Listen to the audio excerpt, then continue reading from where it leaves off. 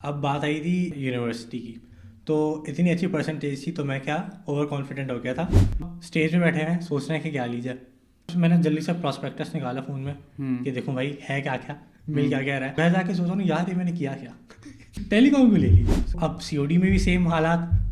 जब सीओडी का वक्त हुआ वापस स्टेज पे खड़े हैं, अब क्या लें, सॉफ्टवेयर तो मिल नहीं रही। फिर मैं बोला यार याद है बचपन में शौक था इंजीनियरिंग का, इलेक्ट्रॉनिक्स ले लेते हैं। हमारे जो क्लास एडवाइज़र है उन्होंने अपने ऑफिस में बुलाए थे और 1-to-1 इंटरव्यूज देते कि आप बताइए आपको सीआर क्यों बनना है। इट डजेंट मैटर कि आप फील्ड कौन सी यूज़ कर रहे हैं, you can always choose your dream career regardless of your degree.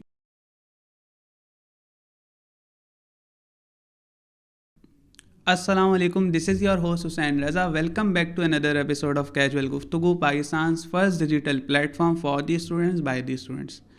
Casual Guftagu पर we invite students from different fields और हम उनसे उनकी डिग्री के बारे में, फील्ड से रिलेटेड टिप्स और इनकी यूनिवर्सिटी लाइफ के बारे में डिस्कस करते हैं ताकि आप लोगों को उस फील्ड की ओवरऑल इंसाइट्स मिल सके। इस पॉडकास्ट में हम डिस्कस करेंगे इलेक्ट्रॉनिक्स इंजीनियरिंग के बारे में। इंटरमीडिएट के बाद जब आप डिफरेंट यूनिवर्सिटीज़ के लिए अप्लाई कर रहे होते हैं या स्पेसिफिकली इंजीनियरिंग फील्ड्स के लिए अप्लाई कर रहे होते हैं, you come across some fields जो सुनने में सिमिलर लगती हैं, जैसे इलेक्ट्रॉनिक्स इंजीनियरिंग और इलेक्ट्रिकल इंजीनियरिंग। तो आज के एपिसोड में हम इसी चीज़ के बारे में डिस्कस करेंगे। इसके लिए हमारे साथ मौजूद हैं Rehan Rehan from NED university electronics engineering department. इस पॉडकास्ट में हम रेहान से डिस्कस करेंगे इलेक्ट्रॉनिक्स इंजीनियरिंग को एज अ फील्ड, इसका स्कोप, इसकी करियर अपॉर्चुनिटीज़, और अगर आप एज ए स्टूडेंट एनईडी में इलेक्ट्रॉनिक्स इंजीनियरिंग पढ़ते हैं तो एनईडी यूनिवर्सिटी की लाइफ कैसी है। So without any further ado let's directly jump into the podcast. अस्सलाम वालेकुम। वालेकुम अस्सलाम। रेहान भाई, thank you so much for coming to the podcast. बहुत शुक्रिया आपने बुलाया। आपके एनईडीएंस के एग्जाम्स चल रहे हैं तो बताएं, अभी शायद ख़त्म हो गया आपने? जी हाँ। हमारे फाइनल ईयर के ख़त्म थे, अब जो सिर्फ रह गए हैं वो हमारी फाइनल ईयर इवेल्यूशंस रह गई हैं। सही। तो एग्ज़ाम्स आपके ख़त्म हो गए, इलेक्ट्रॉनिक्स इंजीनियरिंग में आप पढ़ रहे थे। सो आई वुड आस्क के why did you choose electronics engineering? इसके पीछे से आपने पहले से सोचा हुआ था या फिर आप कोई और फील्ड भी माइंड में लेके चल रहे? श्योर। अच्छा, ये एक लंबा पूरा पाथ है जो मैंने कवर करा अपनी एकेडमिक जर्नी का। तो ये था कि सबसे पहले मैंने अपनी जो स्कूल है मैट्रिक एग्ज़ाम्स वो मैंने केपीएस से दिए थे, ठीक है। कंप्यूटर साइंस में उसमें मेरा A1 आया था 84%। देन मैंने अपने इंटरमीडिएट के एग्ज़ाम्स हैं वो मैंने गवर्नमेंट दिल्ली कॉलेज से क्लियर करे थे और उसमें मेरा भी कंप्यूटर साइंस में A1 आया था, स्कोरिंग 92.21%। अब बात आई थी एनईडी की और यूनिवर्सिटी की। तो इतनी अच्छी परसेंटेज थी तो मैं क्या ओवर कॉन्फिडेंट हो गया था फॉर माई ई कैट। मैंने बोला यार निकल जाएंगे। और बचपन से शौक तो था कि चीज़ें खोलूं और हमेशा क्यूरियोसिटी होती थी कि एक चीज़ किस तरह काम कर रही है। सही है। तो बचपन से शौक था कि चीज़ें खोलूं, बंद करूं, देखूं कि ये काम किस तरह कर रही है, इसमें क्या चीज़ें हैं। तो बचपन से आधा इंजीनियर था। सही है। अब जब मैं अपनी ई कैट वाले फेज़ में आया तो उस वक्त मुझे डिसीजन लेना था कि either I want to go towards this sort of domain और एनी अदर। सही है। अच्छा, उस वक्त ताज़ा डेटा साइंस का शौक चढ़ा था कि हर कोई उसी बूम में लगा हुआ था कि भाई डेटा साइंस। तो उसके लिए मैं कुछ पहले से ही कोर्सेज वगैरह कर रहा था। मैंने पाइथन सीख ली थी, सी लैंग्वेज सीख ली थी कि जी डेटा साइंस की फील्ड में जाना है। मेरा जो गोल था वो ये था कि फ़ास्ट में जाऊँ। सही है। कंप्यूटर साइंस के लिए। अच्छा, फ़ास्ट का जो पहला राउंड होता है वो मैंने दिया नहीं था क्योंकि ई कैट मैंने सही से पढ़ा नहीं था। ई कैट जो भी पढ़ा था खुद ही पढ़ा था बुक से और यूट्यूब वगैरह से। सही। ठीक है। तो अब आई एनईडी की बारी। तो एनईडी में मेरी जो प्रायोरिटी थी वो थी या तो सॉफ्टवेयर में या फिर CIS में। सही।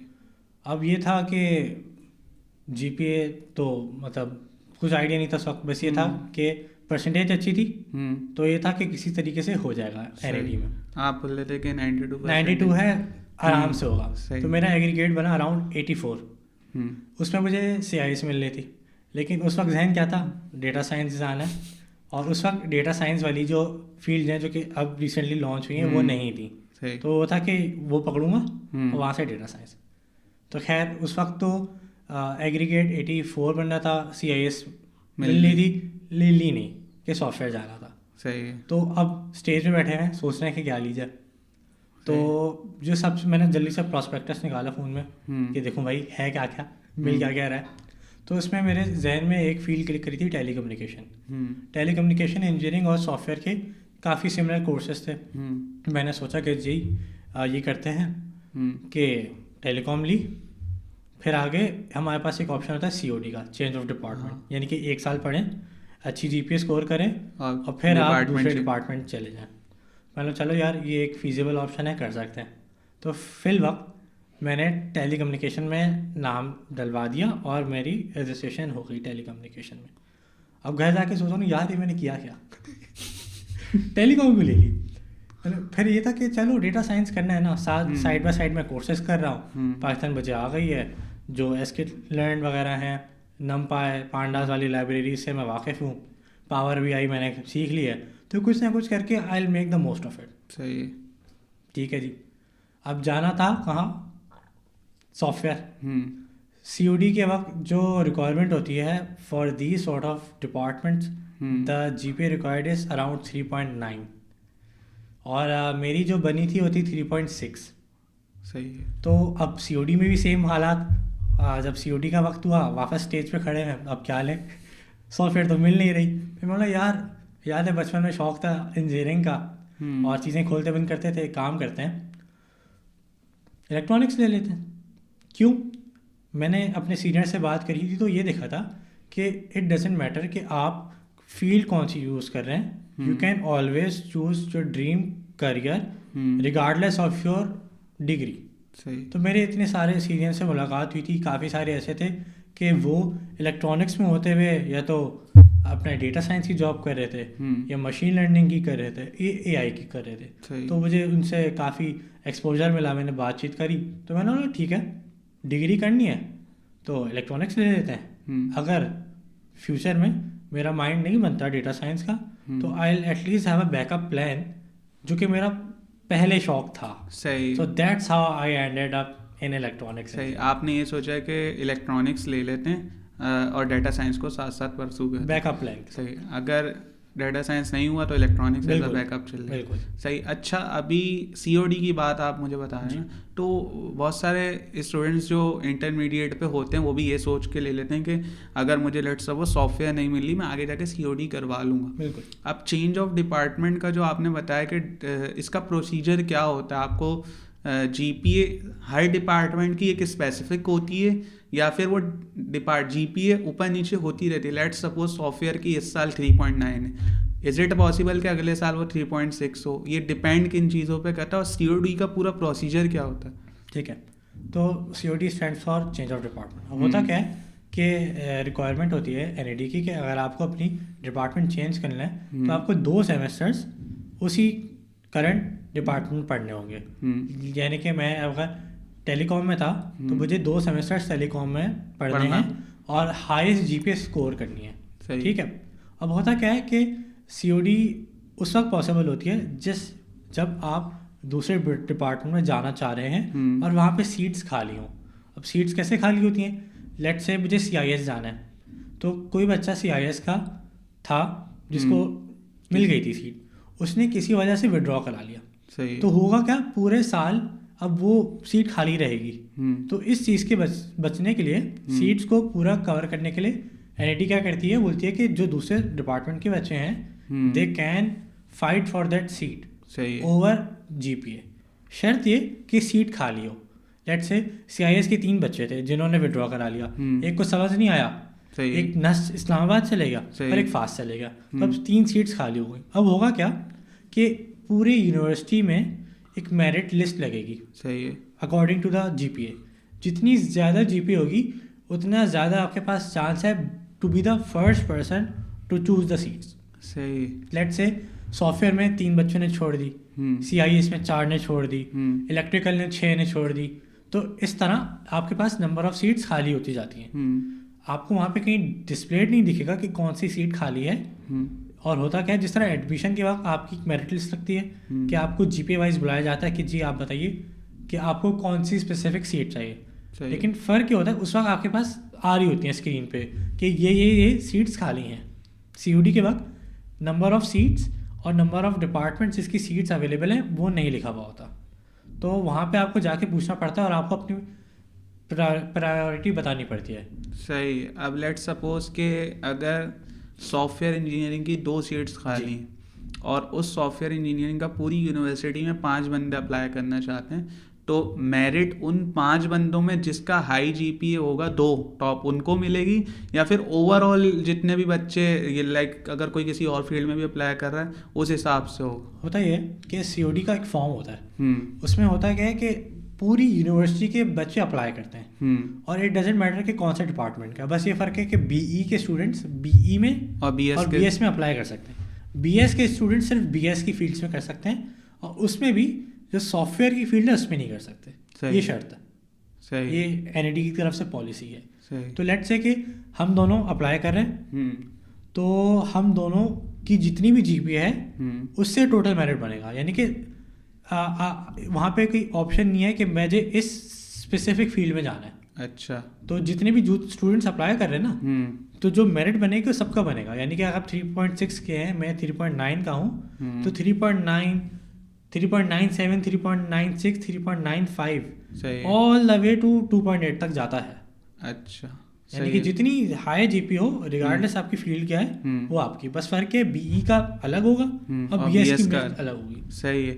अच्छा, आपका इलेक्ट्रॉनिक्स में, अच्छा पहले तो आपका टेलीकम्युनिकेशन में एडमिशन हो गया, सो आपकी NED के स्टार्टिंग का एक्सपीरियंस कैसा था और शुरुआत के दिन कैसे थे? मेरा तो काफ़ी अच्छा एक्सपीरियंस रहा। उसकी वजह अव्वल तो ये कि मेरे बड़े भाई भी यूनिवर्सिटी में थे मेरे साथ। अच्छा। वो मैकेनिकल इंजीनियरिंग कर रहे थे और हम दोनों में 1 साल का फ़र्क था, यानी कि जब मैं फर्स्ट ईयर में था तो मैकेनिकल इंजीनियरिंग के सेकेंड ईयर में, तो मुझे काफ़ी आसानी हुई थी क्योंकि सारा रोड मैप घर पे ही था तो उन्होंने सब समझा दिया था कि क्या करना है, कैसे करना है, क्यों करना है, किन किन चीज़ों से बचना है। तो मैंने उन चीज़ों पर अमल करा और काफ़ी आसानी मुझे रही थ्रू आउट।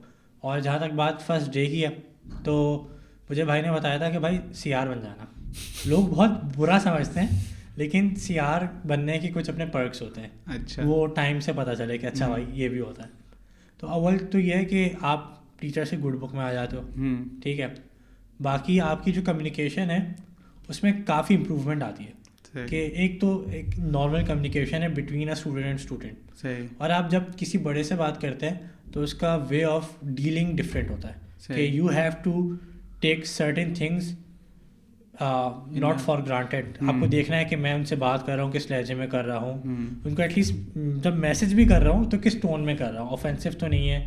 कहीं मैं बात कर रहा हूँ तो किस तरह डिलीवर हो रहा है, प्रेजेंट हो रहा हूँ तो किस तरह हो रहा हूँ। तो ये चीज़ें काफ़ी हेल्प होती हैं। ये नॉन CR व्यूअर्स देख रहा हूँ, मैं बोल रहा हूँ कि ये इसीलिए CR बनते हैं ये लोग, नंबर्स लेने के लिए और अटेंडेंस का। और अच्छी बात ये कि तो, कोई ऐसे नहीं करता। तो आप क्लास के CR कैसे थे? लाइक एक CR होता है जो पूरी क्लास को मैनेज करके चल रहा होता है ना, उन्होंने हाँ यार तू ही CR बनना, या एक CR होता है जिससे पूरी क्लास की हटरी होती है। तो आप किस कैटेगरी में आते? हाँ, आप पहली वाली कैटेगरी में। हुआ ये था कि हमारे प्रॉपर इंटरव्यूज हुए थे। अच्छा। हम भी सरप्राइज के भाई CR के लिए CR के लिए बाकायदा हमारे जो क्लास एडवाइजर है उन्होंने अपने ऑफिस में बुलाए थे और 1-to-1 इंटरव्यूज हुए थे कि आप बताइए आपको CR क्यों बनना है। उसके बाद एक ग्रुप इंटरव्यू था, सारे कैंडिडेट साथ बैठे हुए थे और फिर they had to pick in a group कि भाई ये CR बनेगा। अच्छा।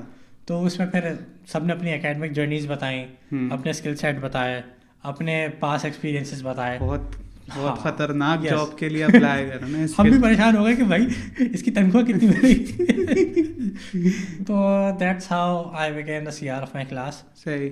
बस ये था कि फिर 1 साल तक बना था क्योंकि फिर COD करा दिया था। तो ये था कि CR बनना भी एक टफ जॉब है। सही। उसके अलावा आप मुझे ये बताएं कि आप right now you are study electronics engineering ना, तो इलेक्ट्रॉनिक्स इंजीनियरिंग, अगर कोई इलेक्ट्रॉनिक्स इंजीनियरिंग पढ़ना चाहता है तो इलेक्ट्रॉनिक्स इंजीनियरिंग में आप पढ़ते क्या हैं? सही है, ये बताएं।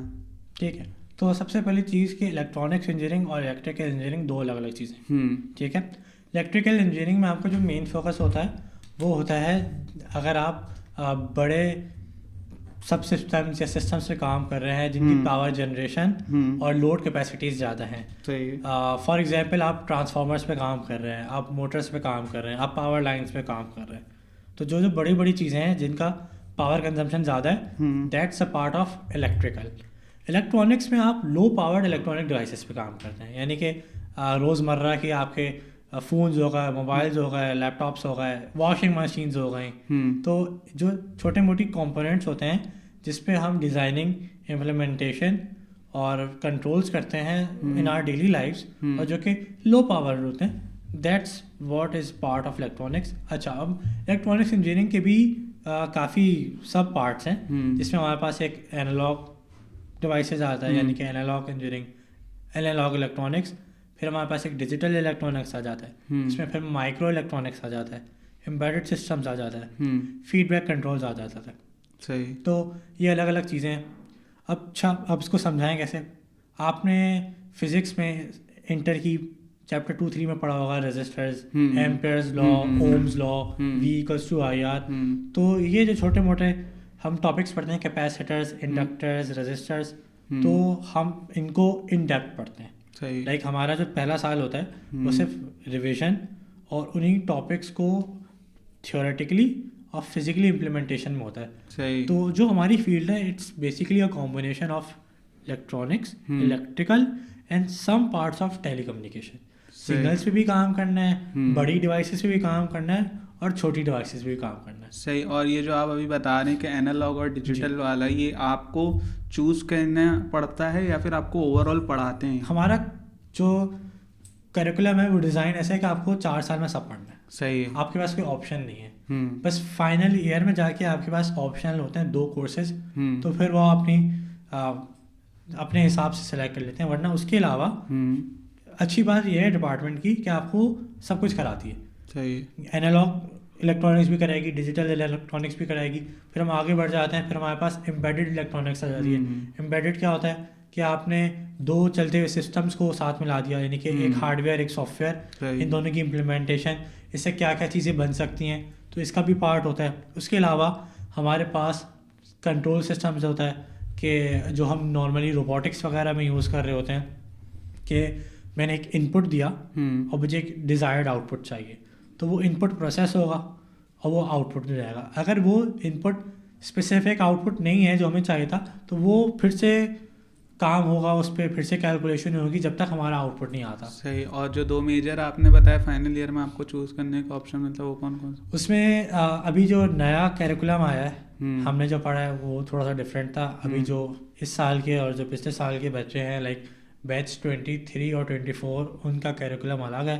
तो उसमें एक ऑप्टो इलेक्ट्रॉनिक्स और माइक्रो इलेक्ट्रॉनिक्स के नाम से हैं, यानी कि अगर आपको light with respect to electronics पे काम करना है कि एक लाइट का क्या रिलेशन है, और इसके अलावा हमारे पास एक EMF का भी टॉपिक होता है, इलेक्ट्रोमैग्नेटिक फील्ड्स का, कि उसका इलेक्ट्रॉनिक्स पे क्या फैक्टर है। उसके अलावा एक माइक्रो इलेक्ट्रॉनिक्स के हमारे जो ICs हैं, जो हमारे नॉर्मल PCBs वगैरह होते हैं, मदरबोर्ड्स होते हैं, हम उनको किस हद तक श्रिंक कर सकते हैं, और उसकी साइंस को हम पढ़ते हैं। तो ये हमारे पास ऑप्शनल है।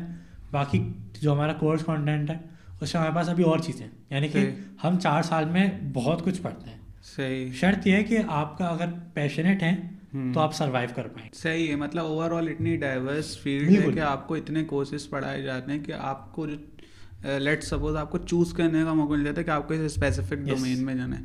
लेकिन अभी आप मुझे बता रहे हैं कि इलेक्ट्रॉनिक्स इंजीनियरिंग सिर्फ वो परस्यू कर सकता है जिसको पैशन हो इस चीज़ के बारे में।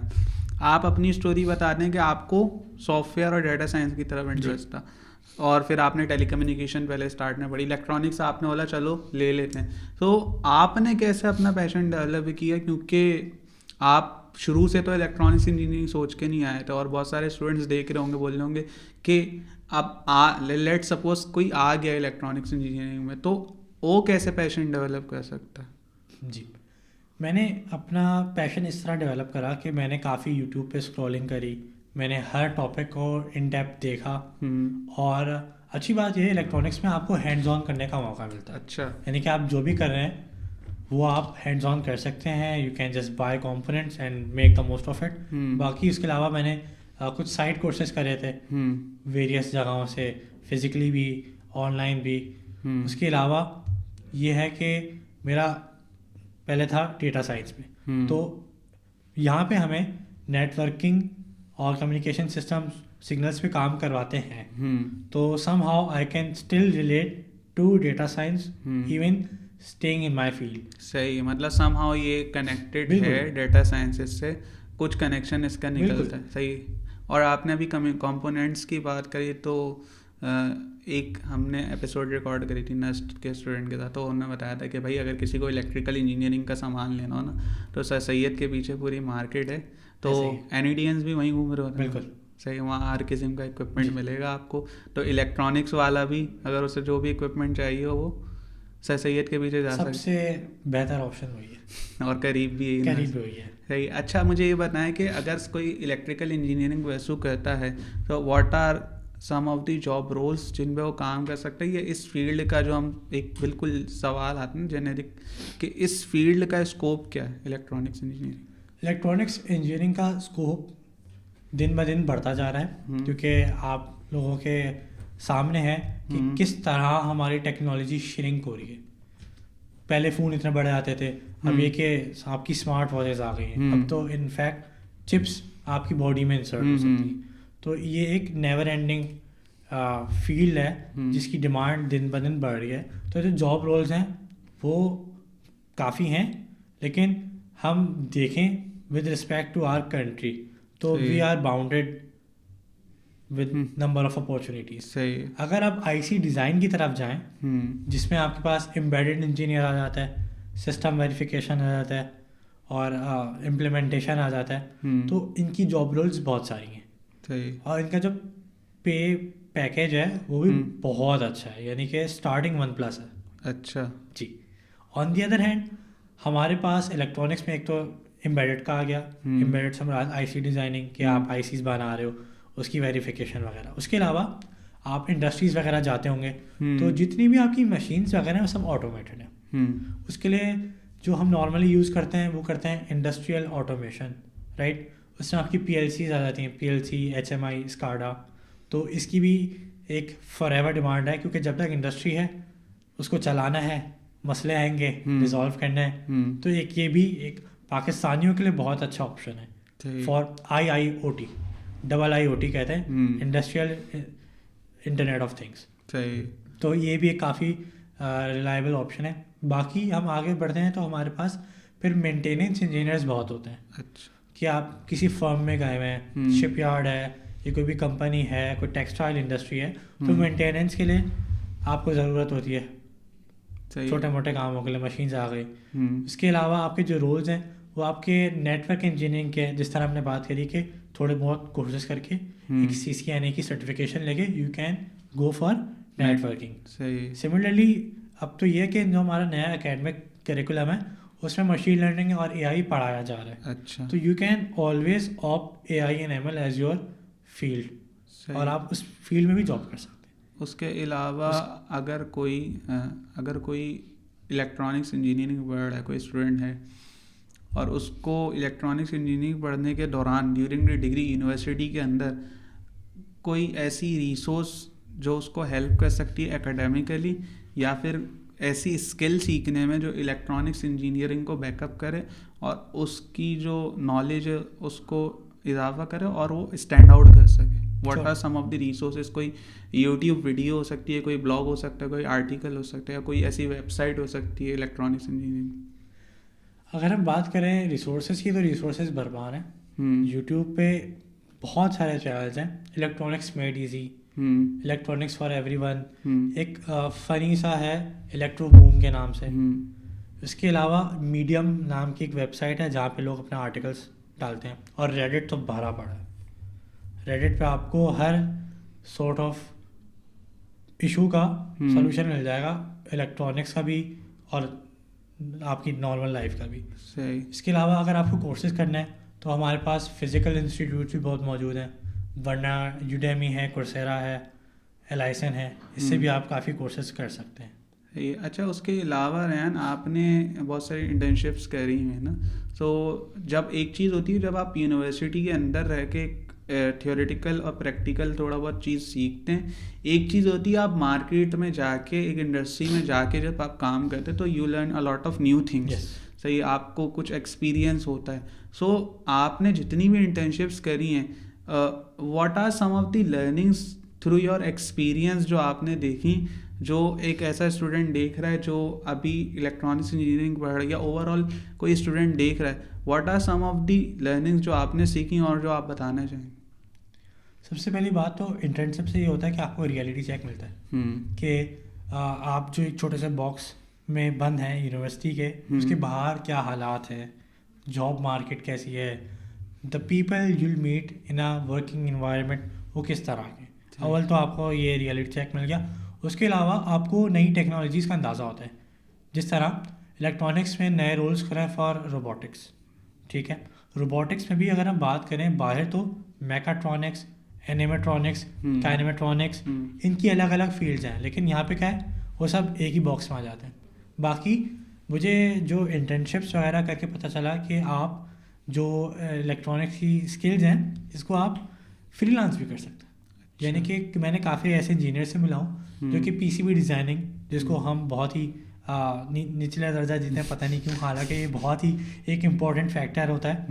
और काफ़ी मैं कहता हूँ कि हर इलेक्ट्रॉनिक इंजीनियर को पीसीबी डिज़ाइनिंग आनी चाहिए।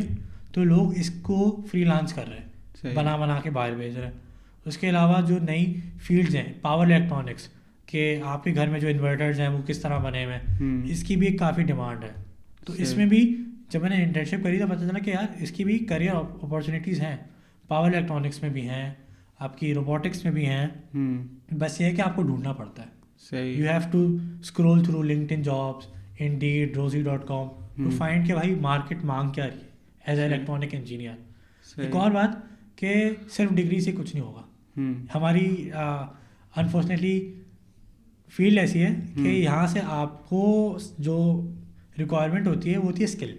कि हर जो मैंने अभी तक जितनी भी करियर की बात करी, इलेक्ट्रॉनिक की डिग्री तो चाहिए, उसके अलावा सर्टेन स्किल सेट्स हैं जो कि हर फील्ड आपसे मांगती है। आईसी डिज़ाइनिंग में जा रहा हूँ तो मुझे वेरीलॉग आनी चाहिए, मुझे C++ आनी चाहिए। पीसीबी डिज़ाइनिंग में जा रहा हूँ मुझे प्रोटियस आना चाहिए, मुझे ऑरकैड आना चाहिए, मुझे ईजी ईडी आना चाहिए, ठीक है। रोबोटिक्स में जा रहा हूँ मुझे रॉस आनी चाहिए, रोबोट ऑपरेटिंग सिस्टम, लिनक्स आना चाहिए, फिर से C++ आनी चाहिए। इसके अलावा मैं एम्बेडेड इंजीनियर बन रहा हूँ या IoT इंजीनियर बन रहा हूँ, C++ आनी चाहिए, आर्डिनो ऊनो या कोई भी माइक्रो कंट्रोलर आना चाहिए, रेस्पबेरी पाई या कोई भी माइक्रो प्रोसेसर आना चाहिए। तो ये रिक्वायरमेंट्स हैं। सही है। मतलब आपने इंटर्नशिप्स करके एक चीज़ ये सीखी कि देयर आर सम फील्ड्स जो जिन पे लोगों का एज सच फोकस नहीं है जब वो यूनिवर्सिटी में होते हैं, लेकिन आपने देखा कि हाँ यार इस फील्ड को भी आप परसू कर सकते हो, ऐसा करिए। दूसरी चीज़ आप ये बता रहे हैं कि आप कोई भी फील्ड में जाएंगे तो उस फील्ड की स्पेसिफिक स्किल्स रिक्वायरमेंट है, जैसे आपने अभी बताएं। तो अगर आप उन स्किल्स के ऊपर काम कर लेते हैं तो आपको उस फील्ड में और उस डोमेन में फिट इन होने में ज़्यादा आसानी हो। बिल्कुल ऐसे सही। और अभी आप रोबोटिक्स की बात कर रहे हैं तो आप एक स्टार्टअप भी रन करते हैं, आप स्टार्टअप के फाउंडर हैं रेबोटिक्स के नाम से। तो इसके पीछे का आइडिया क्या और रोबोटिक्स करता है क्या? रोबोटिक्स एकेडमी बेसिकली एक टेक्निकल इंस्टीट्यूट है जो कि मैंने अपने क्लासमेट्स और जूनियर्स को देख के खोली थी। हुआ ये था कि जब मैं फर्स्ट ईयर में था तो मैं अपनी क्लास से ज़्यादा नहीं, सिर्फ 10% स्किल था, ज़्यादा नहीं सिर्फ 10%। और होता ये था कि I had a background of programming, तो स्टूडेंट्स काफ़ी लैग करते थे नॉर्मल कोड में भी। वो ये थे कि बस कोर्स निकल जाए, मुझे कॉन्सेप्ट नहीं लेना, मैं कोड रट लूँगा लेकिन समझूंगा नहीं। तो मैंने सोचा यार अभी तो ये कर रहे हैं, जब ये जॉब पे जाएंगे उसका क्या करेंगे। सिमिलरली हमारे काफ़ी यूनिवर्सिटी में CPs होती हैं, कॉम्प्लेक्स इंजीनियरिंग प्रॉब्लम्स, जो कि हर सेमेस्टर में ज़्यादातर कोर्सेज में मिलती हैं 10 नंबर की, कि you have to solve a problem based on the course that you are study. तो उसमें हमारे काफ़ी माइक्रो कंट्रोलर्स यूज़ होते हैं, आर्डिनो, रेस्पबेरी पाई।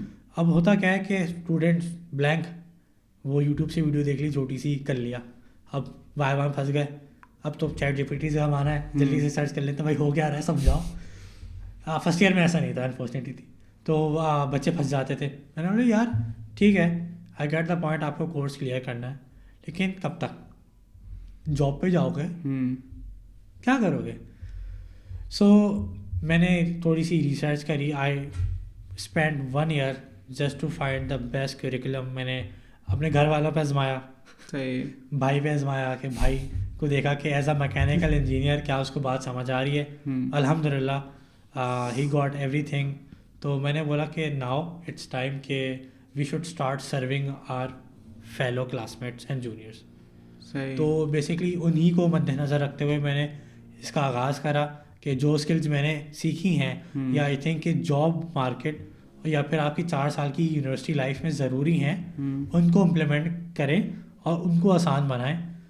इसलिए मैंने शुरू करा। तो जो अभी हम कोर्सेज ऑफ़र करते हैं वो सारे स्किल बेस्ड हैं, बिल्कुल हार्ड स्किल्स जो कि आपकी जॉब्स और आपकी एकेडमिक जर्नी में काफ़ी हेल्प आउट करें। रोबोटिक्स से रिलेटेड। रोबोटिक्स और अगर कोई लेट सपोज कोई नॉन इंजीनियरिंग स्टूडेंट सीखना चाहता है तो बिल्कुल, क्योंकि हमारे जो अभी करंट स्टूडेंट्स हैं उसमें मुझे याद पड़ रहा है कि हमारे पास 5th ग्रेडर भी हैं। अच्छा। और यहाँ तक के हैं कि वो CEO।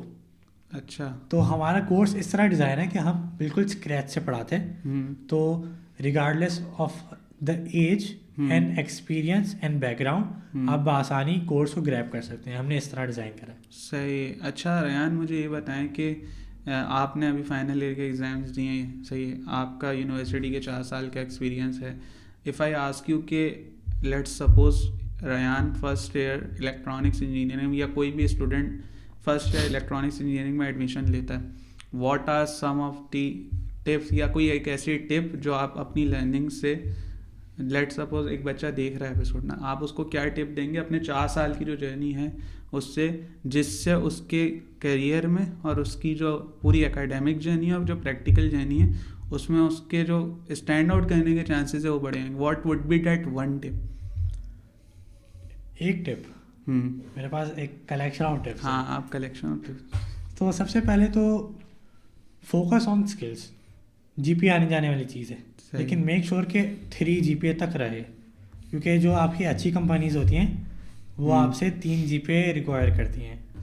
कोई ये ना देखे बोल गए खुद तो GPA रख के बैठा हुआ। नहीं, मेरी GPA भी 3.2 है। तो उसके लिए भी मैंने काफ़ी मेहनत। 3.2 यूनिवर्सिटी में बुरी मानी जाती है वैसे। अच्छा। हमारी यूनिवर्सिटी में मतलब वो ऐसे देखते हैं 3.2 चलो शाम में पढ़ता होगा। शाम 3.2 वाला शाम में पढ़ता है वो ये समझा जाता है।